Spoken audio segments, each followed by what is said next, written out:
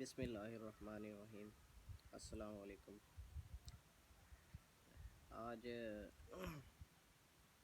ایک چیز بتانی تھی کہ گناہوں کے اندر انسان کو کون سا گناہ جو ہے وہ سب سے پہلے چھوڑنا چاہیے۔ تو آئی تھنک کہ دیکھیں، ویسے تو بہت سے گناہ وغیرہ ہیں، ہمیں تو تقریباً کوشش کرنی چاہیے ہر گناہ سے بچیں، لیکن یہ جو کچھ گناہ ہیں نا، ایک مسلمان یعنی کہ پہلے نمبر پر تو ویسے ایک اوورآل اگر دیکھا جائے کوئی بھی انسان ہے اسے تو شرک سے بچنا چاہیے۔ یہ تو سیڑھی یعنی کہ چڑھ جائے گا انسان۔ اگر کوئی مسلمان ہوگا اس کے بارے میں پھر اسے کیا کرنا چاہیے؟ مسلمان کو نفاق سے بھی بچنا چاہیے، چلیں یہ بھی ہو گیا سارا۔ اب اس کے بعد کیا ہونا چاہیے؟ دیکھیں، اگر کسی انسان کو گناہ سے بچنا ہے، مسلمان میں خاص طور پر، تو آپ دو گناہ میں آپ کو بتاتا ہوں، اور دونوں ایک قرآن میں اور ایک ویسے دوسرا بھی ہے امپورٹنٹ، جس کا حدیث میں بھی بہت سا ذکر بھی ہے۔ تو سب سے پہلے آپ جو بچیں وہ ہے غرور، تکبر۔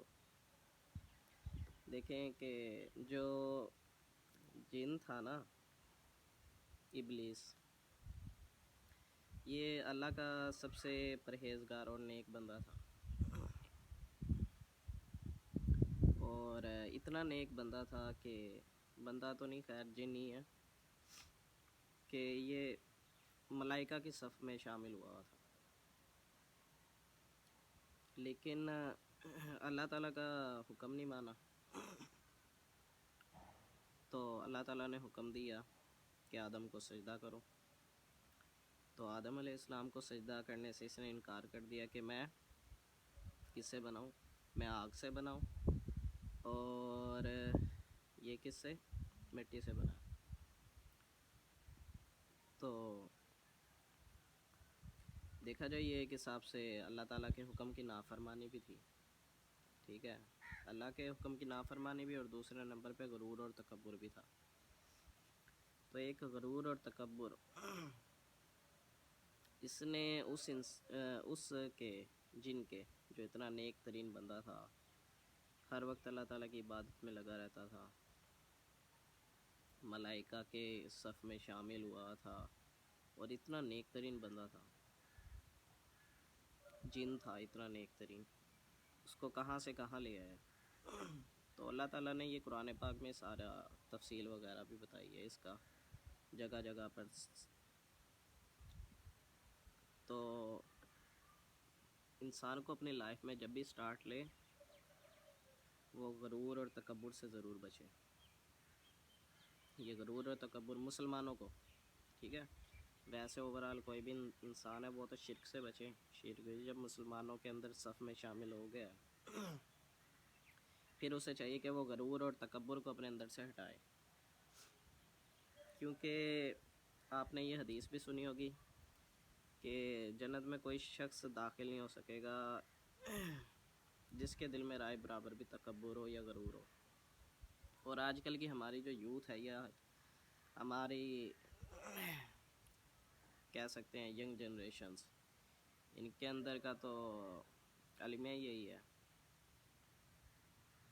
آپ دیکھتے ہوں گے 24 گھنٹے ان کے سٹیٹس یہ وہ جو بھی ہے، اور جگہ جگہ پر ان کا ہوتا ہے ایٹیٹیوڈ کے سٹیٹس۔ یہ ایٹیٹیوڈ نہیں ہوتا اصل میں، یہ ان کا غرور ہوتا ہے، تکبر۔ یہ دکھانا چاہتے ہیں ہم بڑی چیز ہیں اور آپ چھوٹی چیز ہو، ہم بہت ہائی فائی ہیں اور آپ گرے پڑے ہو، ٹھیک ہے، ہمارا لیول بہت زیادہ ہائی ہے، آپ کا لیول بہت زیادہ لو ہے۔ یہ اصل میں در حقیقت یہ شو کر رہے ہوتے ہیں۔ تو یہ نہ ہو کہ یہ حدیث میں بھی میں نے آپ کو بتا دیا ہے کہ رائے برابر بھی جس کے دل میں تکبر ہوگا، غرور ہوگا، وہ جنت میں داخل نہیں ہو سکتا۔ تو اور غرور کا سر ویسے بھی نیچے ہوتا ہے۔ دوسرے نمبر پہ میں کہتا ہوں جو دوسرا گناہ ہے وہ بھی بہت زیادہ امپورٹنٹ ہے، وہ ہے جھوٹ۔ جھوٹ سے بچیں، جھوٹ تمام برائیوں کی جڑ ہے۔ تو اسی حوالے سے ایک شخص تھا، یہ بھی واقعہ آپ لوگوں نے سنا ہوگا، جو حضور صلی اللہ علیہ وآلہ وسلم کے پاس ایک صحابی آئے تھے یا ایک شخص آیا تھا، انہوں نے کہا تھا آپ صلی اللہ علیہ وآلہ وسلم سے کہ مجھ میں یہ اتنی ساری برائیاں ہیں جو بھی ہیں کہ میں ان میں سے کون سی برائیاں چھوڑ دوں۔ تو آپ صلی اللہ علیہ وآلہ وسلم نے کہا تھا آپ جھوٹ کو چھوڑ دو۔ اب دیکھیں اس بندے نے آنا تھا حضور کے پاس، ہفتے بعد آتا، 2 ہفتے بعد، مہینے بعد آتا، تو آپ صلی اللہ علیہ وآلہ وسلم پوچھتے کہ ہاں بھائی وہ جو باقی برائیاں تھیں اس کے اندر، کیا آپ نے وہ گناہ چھوڑ دیے ہیں؟ تو دیکھیں وہ تو اس نے تو عہد سا کر لیا تھا، سمجھے کہ میں جھوٹ نہیں بولوں گا، تو ایک جھوٹ کی وجہ سے اس کے تمام برائیاں چھٹ گئی۔ تو جھوٹ بھی ایک بہت زیادہ غلط چیز ہے، ٹھیک ہے، اس سے بھی پرہیز کریں اپنی لائف میں۔ اور جھوٹا شخص کبھی کامیاب نہیں ہوتا لائف میں، وہ ہمیشہ لائف میں ناکام رہے گا۔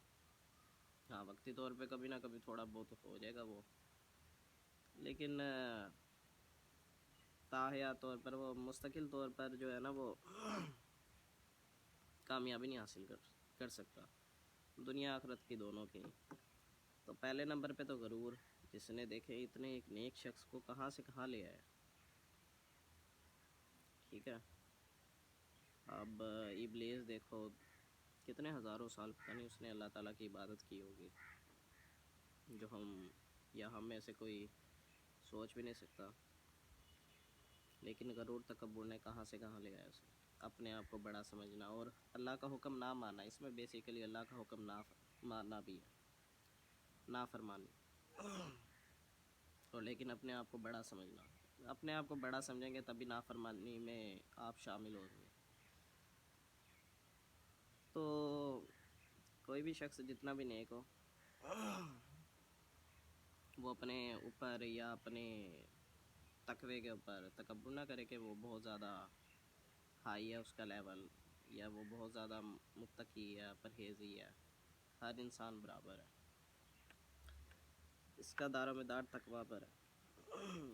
بہترین شخص وہ ہے جو اخلاق میں اچھا ہے، اور اعمال کا دار و مدار نیتوں پر ہوتا ہے۔ آپ کی نیت اچھی ہوگی تو آپ کامیاب ہوں گے، آپ کی نیت خراب ہوگی تو آپ لائف میں ناکام ہوں گے، لائف میں کیا آخرت میں بھی ناکام ہوں گے۔ اسی حوالے سے یہ جو یوتھ کے اندر فوبیا چل رہا ہے نا آج کل، ایک ایٹیٹیوڈ کا یا دوسرا فیم کا، اور اسی طریقے سے اور بھی ہے، دولت پرستی، شہرت پرستی، ٹھیک ہے، زن پرستی۔ تو آپ صلی اللہ علیہ وآلہ وسلم نے دیکھیں، آپ کہیں بھی چلے جائیں نا، آپ کی جو بیٹھک ہوگی نا لوگوں کے درمیان، تو اس کے درمیان جو پہلی ڈسکشن ہوگی کاروبار، پیسہ، پروفٹ، یا یہ لائف کا جو ہے نا ہمارا ایک المیہ بنا ہوا ہے، ہر شخص پیسے کی ریس کر رہا ہے، یعنی کہ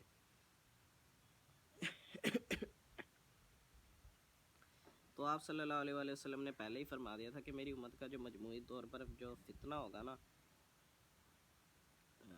جو بڑا فتنہ، وہ دولت ہوگا۔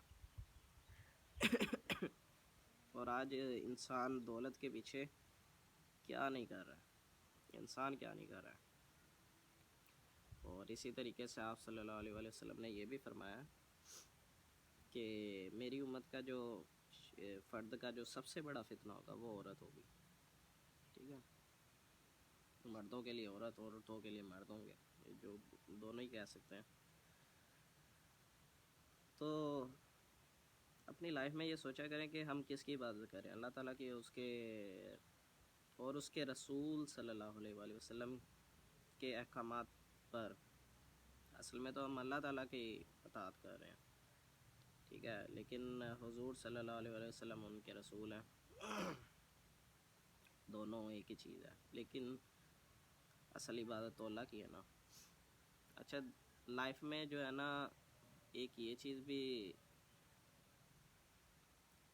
जहन में रखें कि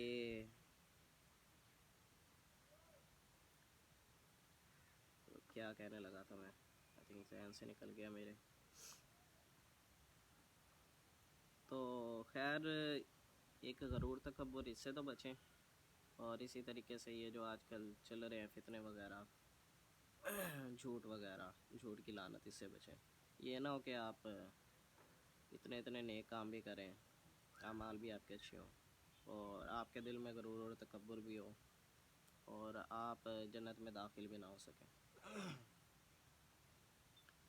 यूथ का तो आजकल बुरा हाल हुआ हुआ है। और इसी तरीके से एक हदीस थी, इसमें आप सल्लल्लाहु अलैहि वसल्लम ने फरमाया था, 3 लोग जो है उनका हिसाब किताब सबसे पहले होगा। सबसे पहले वो लोग जहन्नुम में जाएंगे, हिसाब किताब उनका पहले होगा। एक वो शख्स जो दुनिया में बहुत बड़ा आलिम समझा जाता था, एक वो शख्स जो दुनिया में बहुत ज़्यादा सखी समझा जाता था, और एक वो शख्स जो शहीद समझा जाता था। अल्लाह ताला के सामने, अल्लाह के दरबार में हाजिर होंगे, और वो हर एक कहेगा कि अल्लाह ताला पूछेंगे कि तुमने मेरे लिए क्या किया। शहीद से पूछेंगे, वो कहेंगे मैंने अल्लाह तेरे लिए जान दी। तो अल्लाह ताला कहेंगे कि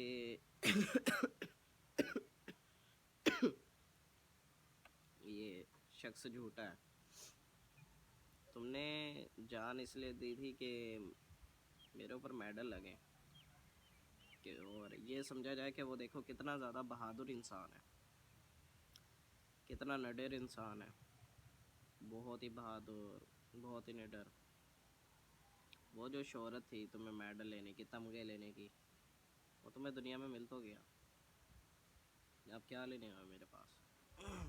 तो वो भी जहन्नुम में जाएगा। इसी तरीके से जो सखी होगा, आजकल देखते हैं ना हम लोग कि लोग किसी को कुछ देते भी हैं ना, तो साथ में एक सेल्फी ज़रूर ले लेते हैं कि हमने गरीब को इतना माल दे दिया, गरीब को इतनी इमदाद कर दी, इतनी मदद कर दी। तो अल्लाह ताला सखी से भी पूछेंगे, तो वो कहेगा मैंने ये दिया। तो अल्लाह ताला कहेंगे कि किस लिए किया था, ये इसलिए किया था कि सखावत के डंके बजें, कितना सखी इंसान है, कितने लोगों की मदद करता है। शोहरत का ही ज़रिया होता है ना एक। इसी तरीके से आलिम, मुत्तकी, परहेजगार, ये जो भी है, वो बना बैठा है सामने लोगों के, अंदर उसके क्या है, नीयत उसकी क्या है, शोहरत हासिल करना, दौलत हासिल करना, या अल्लाह की रज़ा हासिल करना। अल्लाह की रज़ा के लिए उसने अगर बात बताई है, किसी को पहुंचाई है, फिर तो उसका अजर मिल जाएगा उसको। हाँ, अपने लिए कि हाँ भाई मेरा शोहरत होगी, मेरा नाम बनेगा, जो भी है, तो वो दुनिया में मकसूद उनके हासिल हो जाते हैं, आखिरत में फिर कौन सा उनको कुछ मिलेगा। तो अल्लाह ताला से इन गुनाहों की, अगर आप राह पर इस काम के लिए निकले हैं, तो इन गुनाहों से बचने की कोशिश करें। अल्लाह ताला हम सबको सीधे रास्ते पर रखे। जज़ाकल्लाह। ओके, आमीन। ओके, अल्लाह हाफिज़।